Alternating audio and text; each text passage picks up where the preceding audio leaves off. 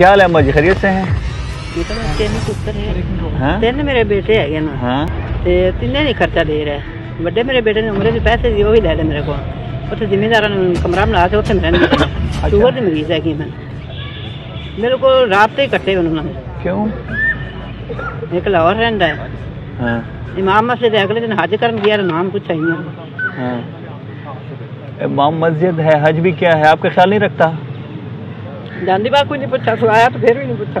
अब तो ठोकरा खानी फिर नहीं, अब साल हो गया तो ठोकरा खानी फिर नहीं। यार ये एक अम्मा हमारे पास आई है, इनको तीनों बेटों का आपने बुलाना है। अम्मा जी ये हमारे पास दरख्वास्त लेके आई है कि मेरे बेटे को समझाया जाए और मुझे घर में दाखिल करवाया जाए और मुझे वो पैसे भी वापस दिलवाया जाए। उम्र के लिए थे और वो भी इनसे खा गए। यानी कि जो भी कानूनी डेंट पेंट बनती है वो भी करो। इस अम्मा जी की ये फरियाद हमने बिल्कुल मनवानी सी तरह बजालानी है कि वो बेटे इसके तबेदार बंदे हो रहे, अपने घर में खुश हो। मैं भी इनके पास फिर मिलने भी आऊँगा।